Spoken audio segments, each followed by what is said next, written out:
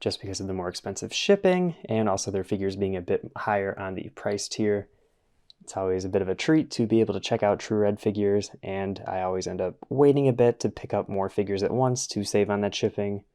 And I'm very excited today for their brand new release that was released around Halloween time, which is a little bit late, obviously, since it is now November, but I'm very excited. A bunch of new figures in here, so I'll get these out of the box quick and get them a bit more organized.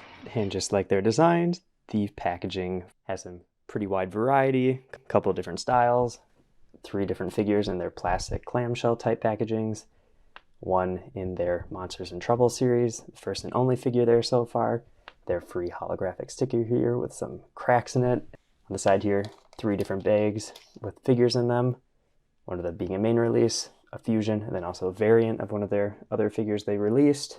And for me, the 2 that I was most excited to get are the 2 horror Halloween type figures there, being Patrick Bateman and then also the Scream serial killer there.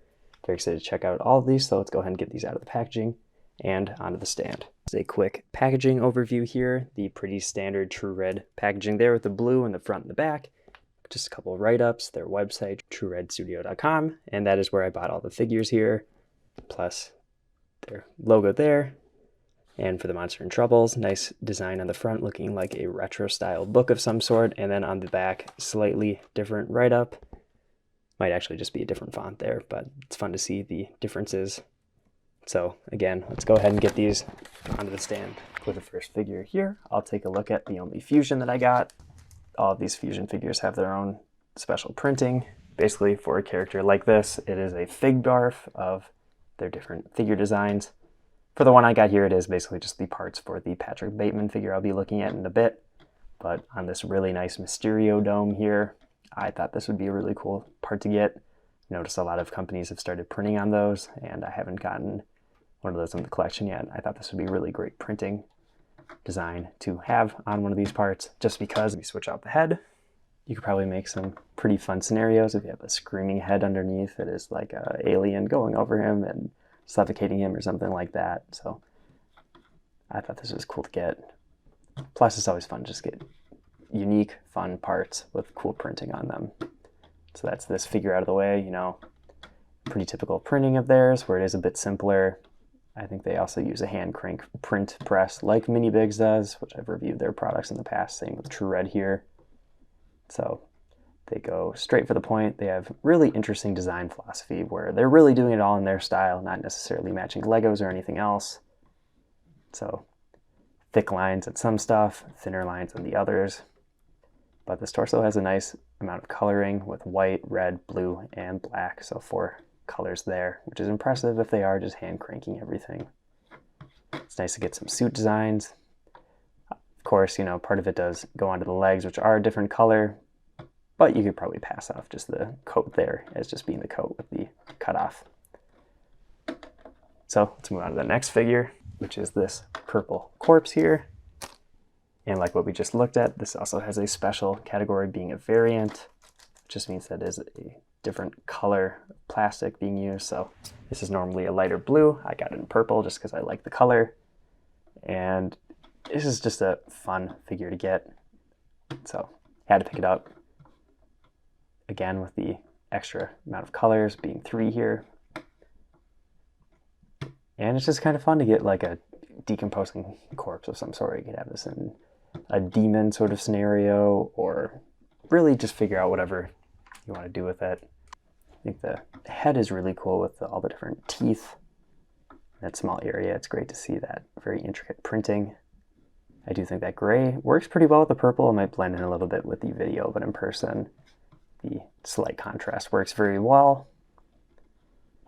And it's just one of those freaky characters that I thought is cool. I'll only pick up stuff from them if I really like it. And I was on the fence of getting this in their last drop, and I'm glad that they had some more available for this one, so I could finally grab one.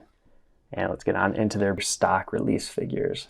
Before we get into their brand new releases, I do have one more figure that came out in the last one, being their Monsters in Trouble figure here, which features a nice shirt design on the back, the twin-sided dice. Front, that logo that they designed, Monsters in Troubles. It's like a lion head of some sort, and on the legs a little bit of hairlines going down on both sides.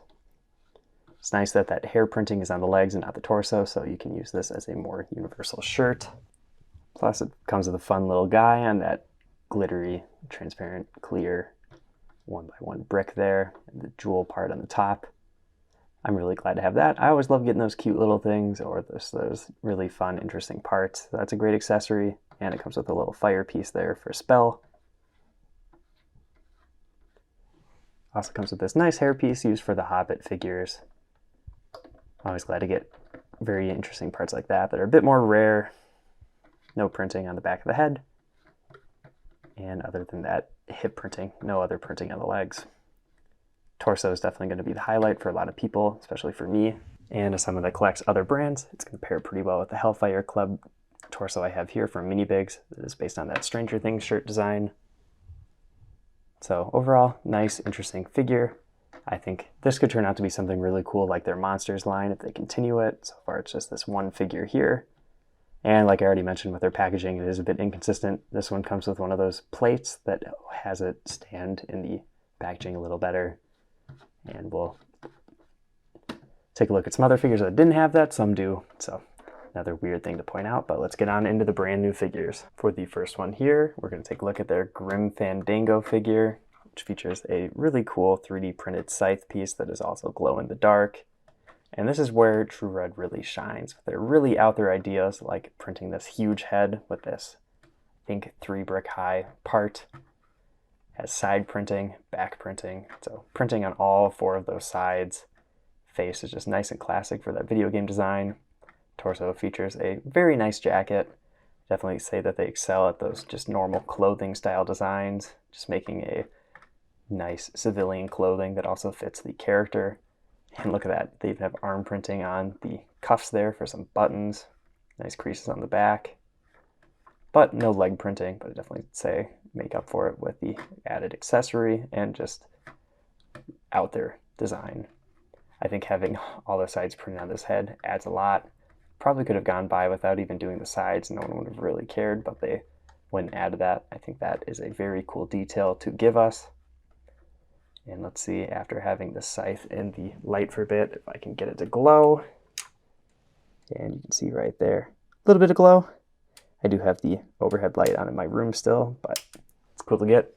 Plus it came packaged in this really nice foam just to protect it a little bit better. So it's great to see that they're caring about their accessories, not letting it get damaged, especially for a company based in Italy. I'm sure they're shipping all over the world, so it's always nice to get an added bit of production from your international packages. Excited to have a very cool figure like this. I'm glad I was able to pick one up. And let's get on into their horror figures. For the first one, we'll take a look at their Patrick Bateman, which again features one of those plates. And it actually has some slightly different stuff in the packaging, having a blood splatter on the background. It actually comes with an extra one of these trench coats that is on the figure already, which is just like a transparent plastic sheet. It's not a vinyl, it probably is just like really thin plastic. Definitely works for the raincoat that he puts on when he turns on the Huey Lewis music from the movie. And look at that nice axe with the blood printing on both sides, even featuring different blood splatter on both sides of the axe instead of just using the same one. And that printing even continues onto the very tip of the axe, so it's great to see that added detail like always. Their weird face design definitely works here with the blood splatter and also just the crazed look. No pupils in the eyes. And we already took a look at the suit design here, but works very well. Just a nice, simple suit. Bit strange that the arms are a light gray like that, but I guess I don't know what I would do in this scenario since they are supposed to just have like the plastic covering over them. I feel like maybe like a normal blue instead of a dark blue, maybe it would have had the same sort of effect, but I can definitely see what they're going for there. The one hand there has a glove on of some sort, it looks like, since it is dark gray versus the flesh. And this is a great rendition of the character. Definitely like the hair choice there. Works very well for what the character has in the movie. You can see through the jacket just some crease lines in the back of the torso. I also picked up the version from Classic Minifigs, but this is from a different scene in the movie. And this figure's fine. I'll definitely say the more specific looking one that matches a bit more of the movie style is for me. So it's great to actually have this version here with more of a directed design approach instead of being more abstract and classic. Very happy to get this one. It did sell out for now, but they're going to restock it in the future. And let's take a look at their last figure from this release that I picked up. And for this final figure, might be one of the more complex, but at the same time most simple figures, featuring the least amount of printing out of all of them. Just having white on that head there. Well, on top of the black that covers this entire Patrick Star head, which great part choice there. So you can do the elongated mask design without doing a custom molded part. Really smart. I really am just blown away by that design. It just works great. Underneath the cape, there's some wrinkles there on the torso, and also a nice printed knife with some blood on it in silver and black. So that's a nice accessory there. Does have this nice trench coat that is underneath the arm, so you can't really pop it off easily, but I'll go ahead and do that off camera. And you can see right there, just the printing on the front of the torso. And I'm just loving the innovation here. Really smart design choices overall.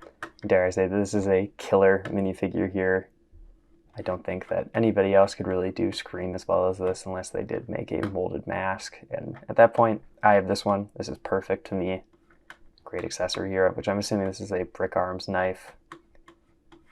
And you know, it only has the torso printing on the front there, which is great. No leg printing, doesn't need it. This head is just such a smart idea. And you know, this figure did sell out just like the Patrick Bateman, but they're planning on restocking it in the future.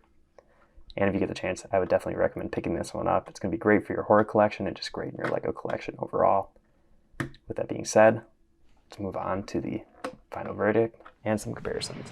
I just want to say first, what an eclectic collection of characters here. And I'll be the first to say True Red's products aren't always going to be for me, but as a pop culture and especially a movie fan, as soon as they release something that fits that category, I'm going to jump right on it. And it's always nice when they release multiple really great figures at once. To get it to the US, it's usually $20-something for shipping, which is definitely a lot. But when they put out 3 amazing stock figures like the 3 that I just reviewed today, very easy to justify it. And even some of those older figures like the Dungeons and Dragons one there, or even just the very cool misprint and misfit style figures. It's great to pick those up as well.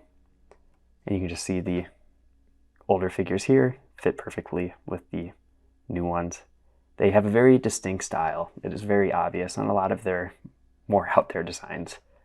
They just make some really cool stylistic choices for the faces especially, but even some of those printing sort of choices on torsos. You can definitely tell it's theirs, where the proportions might be a little bit off of what a typical Lego customizer might print. Like I already said, the cool innovations with the out there parts like the Patrick head there, or even this brick here being used as a head, are very cool and very imaginative. And you're going to find a lot of that with their products, where they're making very stylized stuff like characters from Sin City that look right out of the comic book page. And my favorite figure by them being the creature from the Black Lagoon there is just great in its own right.